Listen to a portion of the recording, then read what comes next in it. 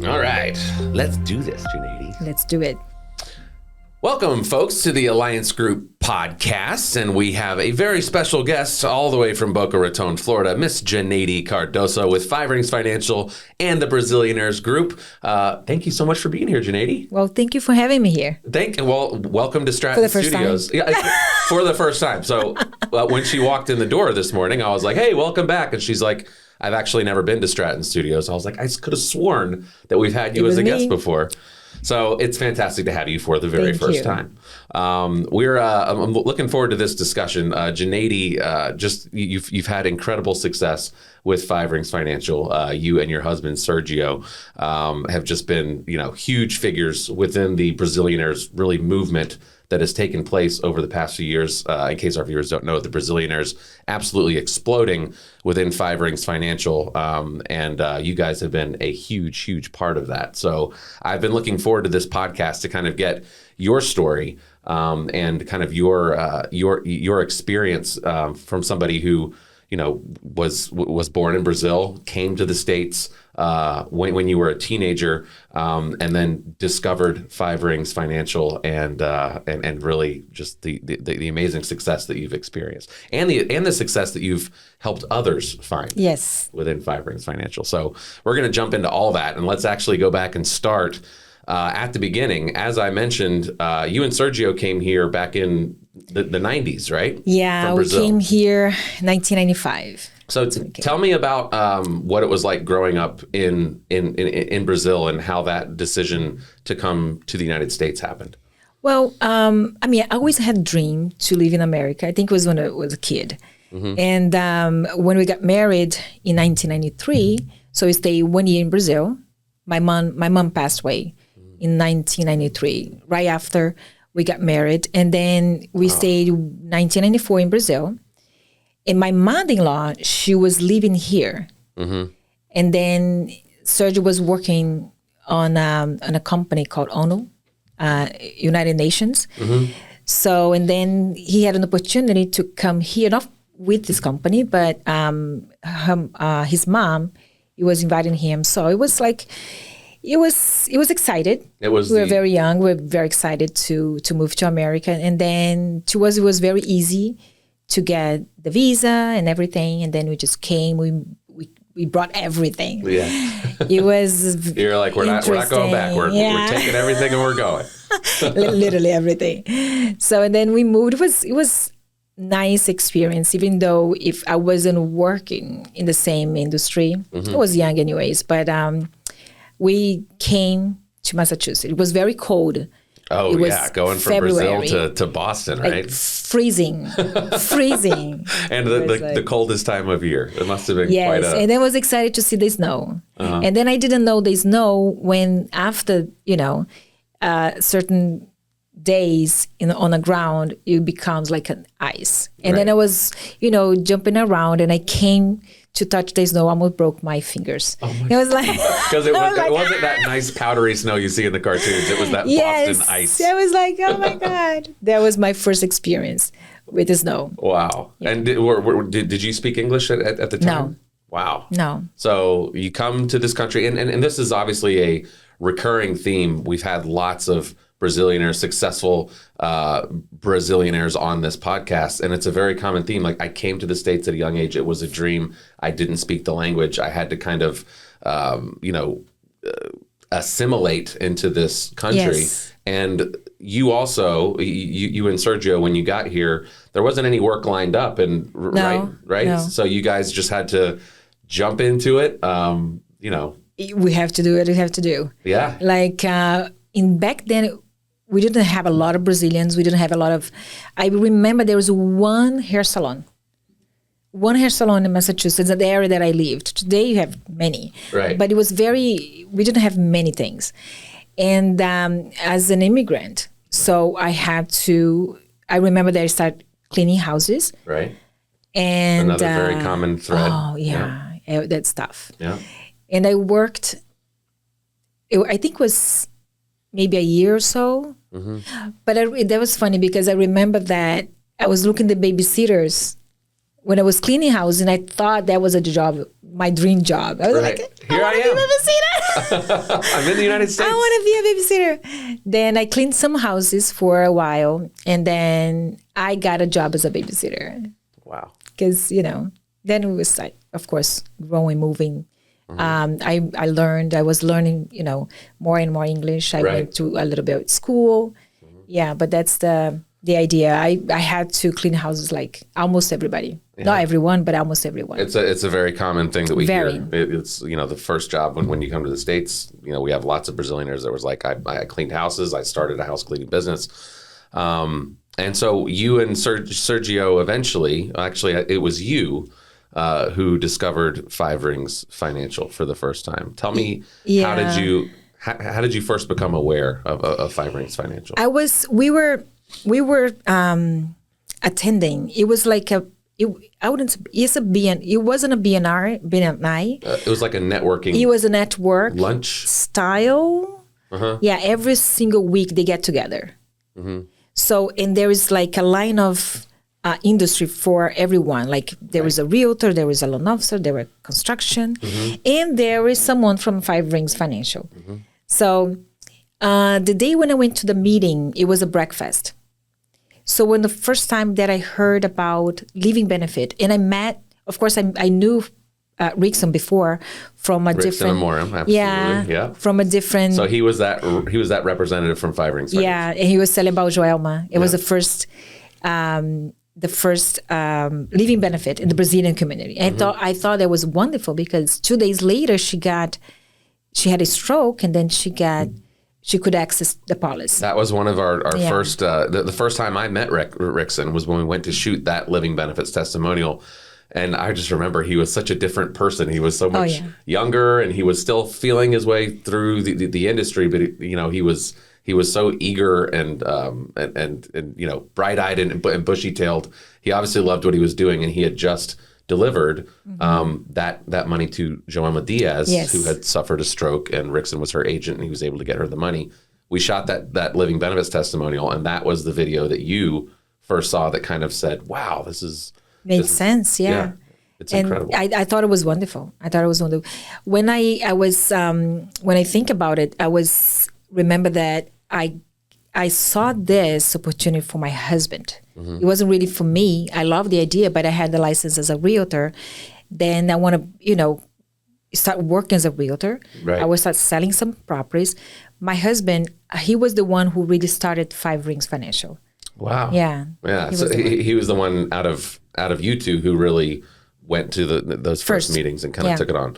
So you were kind of like, Sergio, you should go and do this. I think it's good. I think you can make money. It was funny because I was talking another day, and he was doing part-time in the beginning. Mm-hmm. And I was doing the real estate. He was doing part-time, Five Rings, and he had full-time job. And then I remember that he flew to California on his job, and he was doing a field training with Rickson. And then he got but in his account, almost $8,000 from a policy that he closes. And he told me, I was like, what?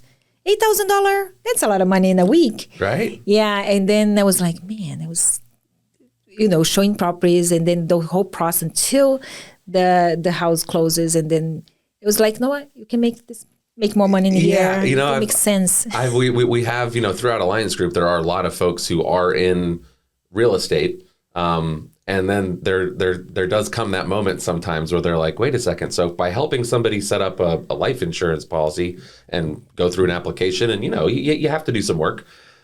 But this is what I got paid for selling this house over here, and it was like a lot more work. And just by helping somebody. How many houses we have to show. Right. And if something happened to the credit with the person, all the deal fell off. Mm-hmm. Yeah. So it's you kind of started making comparisons like, wait a second, so I'm working my butt off selling homes, and you just sold this policy and got paid as much as I did for selling this, this entire house. So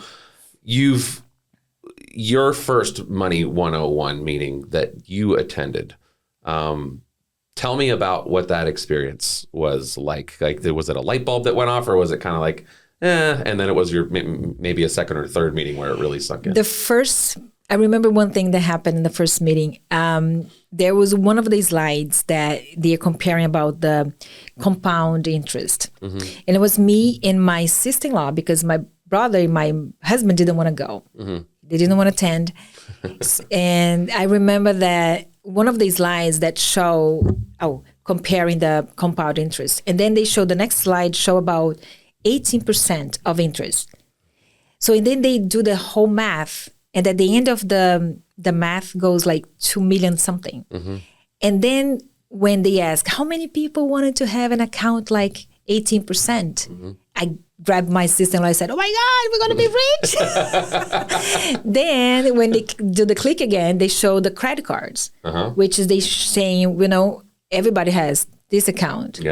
In your wallet, but it's against you. It's against you, right? Yeah. They weren't saying like, you're going to earn 18% in this. They were showing the power of compound interest against you. Yeah.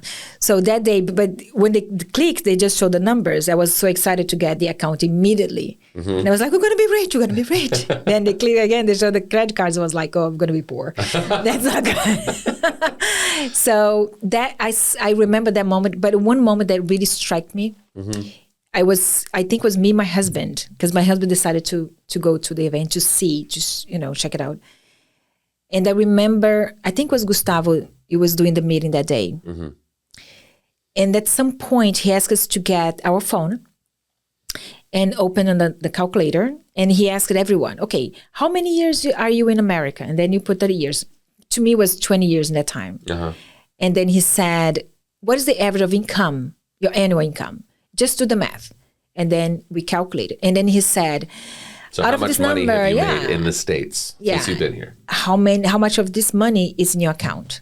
And I was like, that day I said, okay, I need more information about how money works.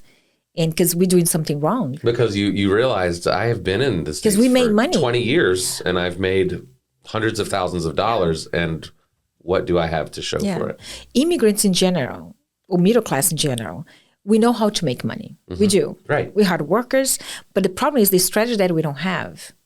It's not just about, there's actually two parts to it. And you and I were discussing this in kind of our pre-discussion before this podcast. It's not just about saving money, but that is a very important step. It is. You do have to teach people how to save money, but it's not just saving that money. It's also, once you've saved that money, putting that money to work for you in the right products and applying the strategies. And that's really what I think Money 101 does such an amazing job of. It's that basic financial education and then showing them a way where not only can you learn to save, and you can learn things like the power of compound interest, which is what you were describing with that 18% thing. It can be either, it's a double-edged sword. It can work for you or it can work against you. Yeah. But if you want it to work for you, you have to be doing the right things. You have to be saving it and then putting it in the right vehicles. So I think that, that's it's pretty powerful that you experienced that at Money 101, and then the light bulb kind of goes off, which is what I think the Brazilianaires and 5 Rings Financial, you guys see that a lot. Money 101 is where somebody comes in, they're usually dragging their feet, we'll see what this is. I don't know. I'm not sure if I really want to be here, but then they get the education, that light bulb goes off. And that's when you guys have the opportunity to really help people. And the language is so easy. I mean, makes so much sense when people goes there and see it and check it out. I mean, we don't try to push, we really teach. So it's a nice way to teach people in a very, really simple way. I do think that's a big thing that 5 Rings has done such a great job of, is because people have this preconceived notion when they go into a meeting like that. They're like, I know what this is going to be like. It's going to be, a seminar, and then at the end they're going to be really salesy. They're going to try to push us, and people go in with this barrier up. And you guys are very conscious and cognizant about providing the education, but not doing that big sales thing that everybody expects at the end. And I think that's what brings people in. And once those barriers go down, they're more open to receiving the information. I truly believe Money 101 is the secret to the success of 5 Rings and the way that you guys do it. I love it. You know what? If it was, once I get my license, if it was going for me to work maybe in another company, I don't know if I would like to really be selling life insurance. I don't think it was me. But what caught my attention, Five Rings, is the way we teach people, because I believe if they understand, there is change. Yes. When people understand, they change. We always say education leads to empowerment, and empowerment, when you feel empowered with education, then you feel comfortable and confident in making a decision. So you can take action once you've been educated. Exactly. Yeah, that's awesome. And it's again, the story of Five Rings Financial, the story of the Brazilianers. I think it all starts with Money 101. Why, in your opinion, is it so important for people to understand the basics of personal finance? And why don't we teach it in schools? That's a good question. I don't know. They should teach in school. Yeah. I mean, I remember... Make our lives so much easier. It would be such a great service, right? I remember in my economics classes in school, and in ninth grade, I took economics. We learned about the stock market. We did this we learned about GDP, gross domestic product, and economics, but they didn't teach us how to balance a checkbook, how to budget, how to save, things like that, things like compound interest, these very simple concepts that the youth, it's important for people to develop those skills early. But at the same time, that's why Money 101 exists. You guys always say it's to provide that education that you never got in school for some reason. I use, there's a Bible, there's a verses in the Bible says, people perish, the people without knowledge, they perish. It's so true. In different areas, it's so true. Especially in finances. I cannot say why they don't teach that in the school. They should. I think they know how important it is, but somehow they don't do it for some reason. But once again, and that's, even for us, after 20 years, we learned things that we should learn when we got in America. I know. Our lives will be so much different than now. But that's how I love so much about the Money 101, because it's a way that we Brazilians, they got advantage, and they understood that. And that's how we're growing so fast and creating this movement, because we understood about the power of teaching and change the community. What are you seeing as you've been doing this for many years now, and you've seen you've been able to meet with lots of people? What are you noticing about the average person's knowledge when it comes to the basics of finance? Well, there is. I'm not going to say the regions, but sure. There is some part of some Brazilians in some areas, they really have zero. But there's some people in certain cities that we can tell they have more knowledge. Right. They don't come here the same way that I came. For example, some Brazilians right now, they coming to live in America. They come to Florida, but they are different than when I came 20 years ago to Massachusetts. Totally different. Right. So they come with money. They come with knowledge. They're not gonna go work, of course, as a house cleaning. So it's different. But still, there's some people, they have zero. They never heard about the basic. Right. They know as through that. They actually put money in the mattress. Literally. And I have a friend that she has is office that send money to different countries. And she told me that this guy came with a bag full of cash, 250,000. And he said, I have to go back to Brazil. I need to send this money for me.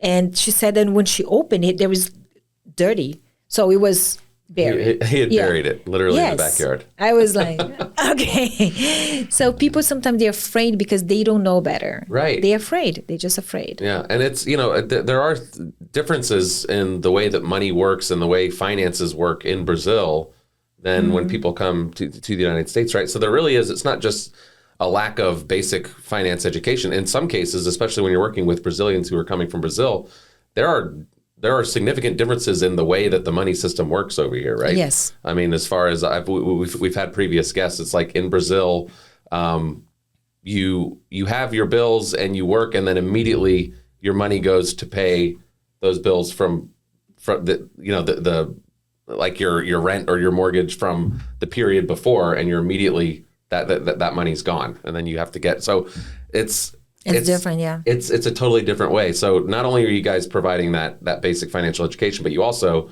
when you're working with Brazilians, sometimes it's educating not just about money, but about how money works in America, which is, there can be significant differences there.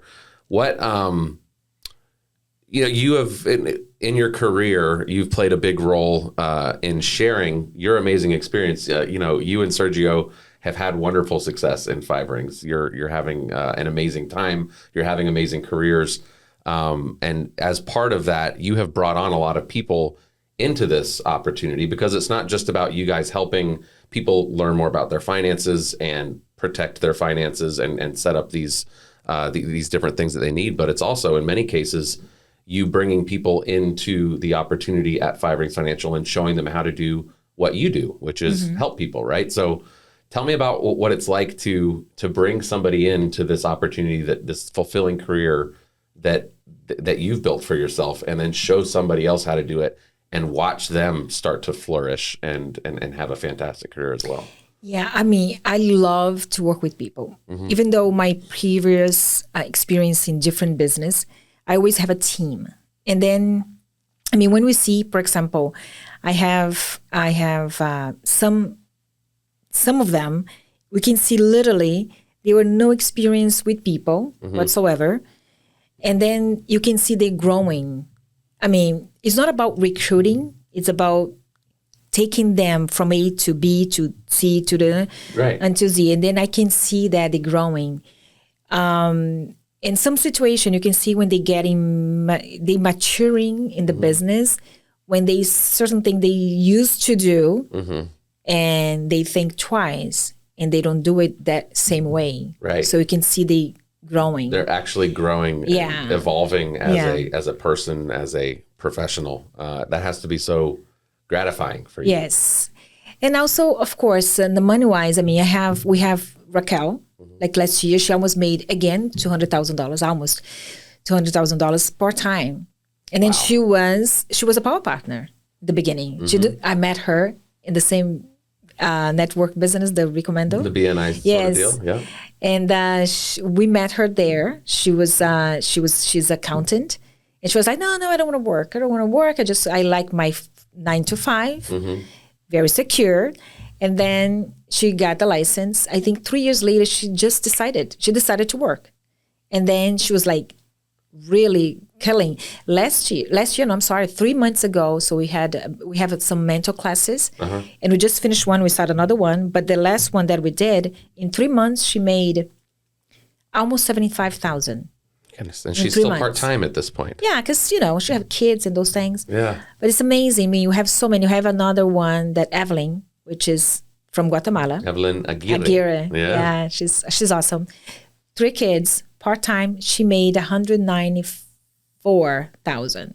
My goodness. And this is all helping people. This is just helping people. That's amazing. It's amazing. I mean, I'm so grateful that we changed their lives. Now, her husband was in Cape Cana with us. Yeah. He was so impressed. He said, I'm going to get my license. It happens. Yeah. So our guests likely know at this point, Alliance Group, we put on a big conference every year that agents can qualify for.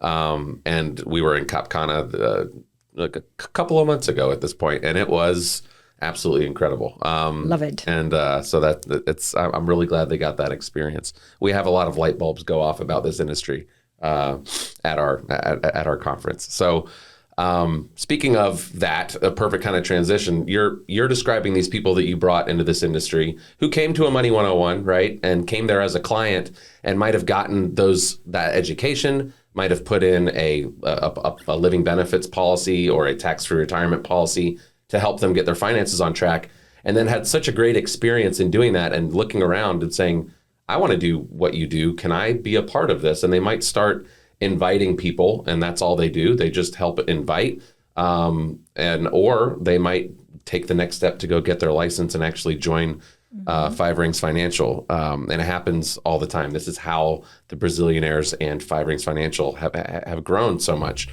So once you have somebody who is at that point, what you've been describing is this amazing work-life balance that you have, and this travel that you get to do to places like Cap Cana. So for our viewers who might not know, can you describe what is the lifestyle of a Five Rings Financial, licensed agent?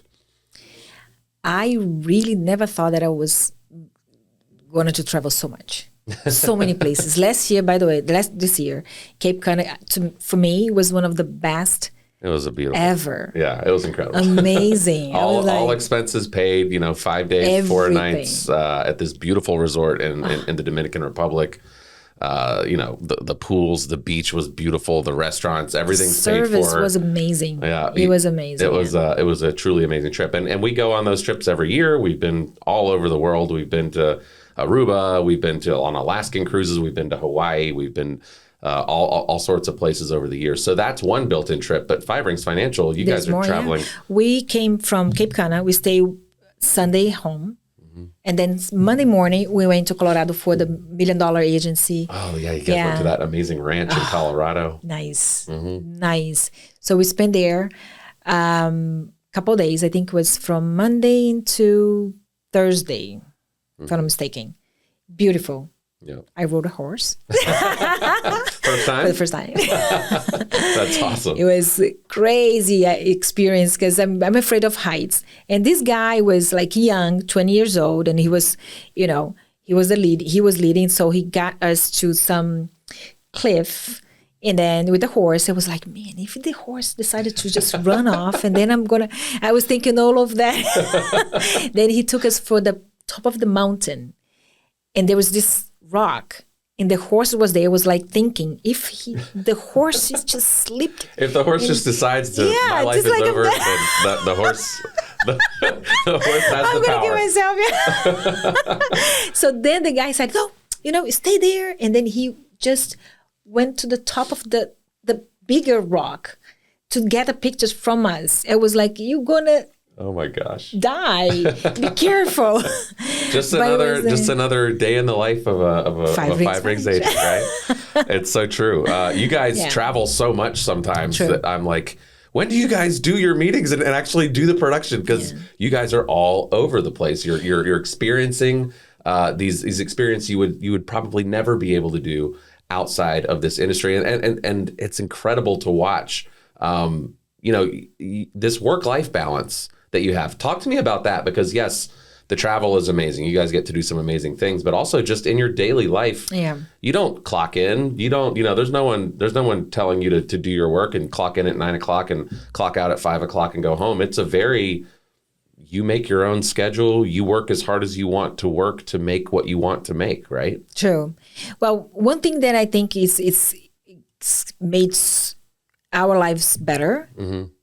Well, after the COVID, we went Zoom. Before, we had to go physically in clients' houses, but now everything Zoom, which is awesome, But once again, it's great. It's easy because there's no boss, but at the same time, it makes harder because there's no boss. Right. I mean, this is one thing I think that. It's not, the industry isn't for everybody, because some people need a boss. They need a boss. They need a schedule. They need a time that I go to work from 9 to 5, and then I'm not working after 5, and I'm not working before 9. But between those hours, I am working, right? Some people need that structure. But for those who desire more flexibility and want that kind of independence, they thrive in this industry. What is your typical day like?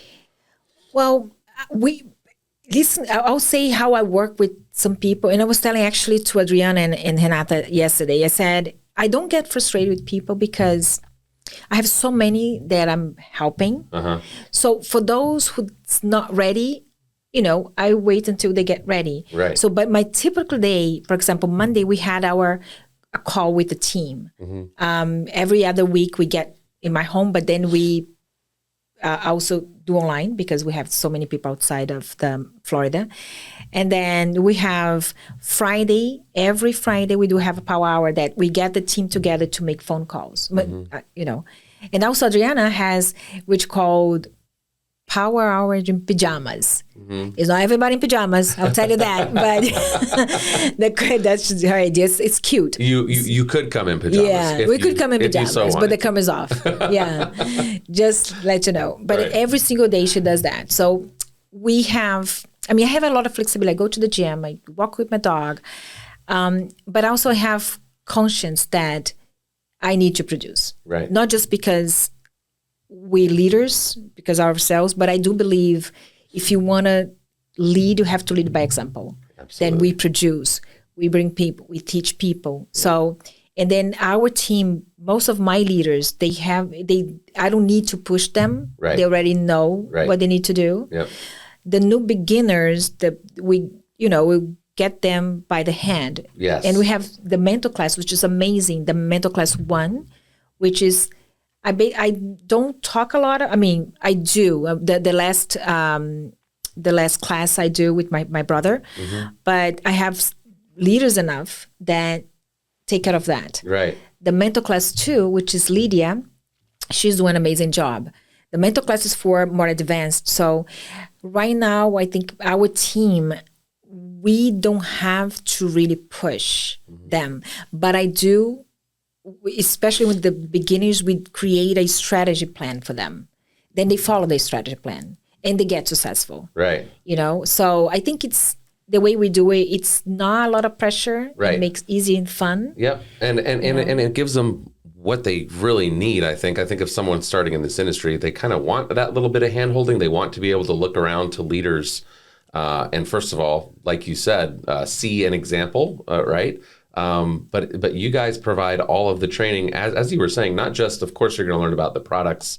You're going to get all that knowledge you need. You're going to learn how to present, how to invite, things like that. But you're also going to get things like that mental training that you're talking about, where it's like, this is the mindset that you need to have in order to succeed in an industry that, again, might be different because your schedule's wide open. You have to govern yourself. You have to have discipline and be willing to do those things that you need to do to be successful in this industry. And we have a roadmap to show you. True.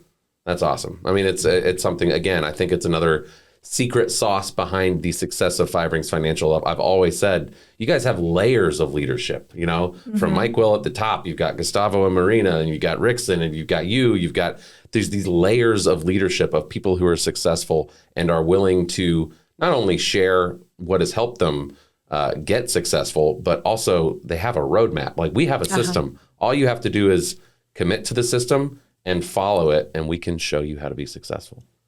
That's what we do. It's incredible. It's incredible. So if somebody wanted to talk to you, whether it is about how they have a personal finance question or how to attend the next Money 101 maybe, or even they're curious about a possible career with Five Rings Financial, how would they get in touch? Follow me on Instagram at Janeidy Cardoso. Should I spell it? That's easy to remember. Janeidy Cardoso. We're going to have it on the screen. Great. Janeidy Cardoso. Or they can actually send me a message on the WhatsApp, which is +1 781 367 0220. I still keep my phone from Massachusetts. Fantastic. There you go. So you've got Instagram or WhatsApp.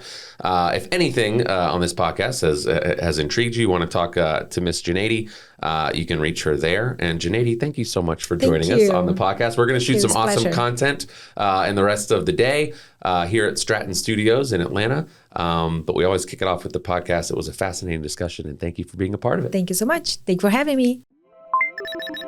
Listen to this interview and more on the Alliance Group podcast.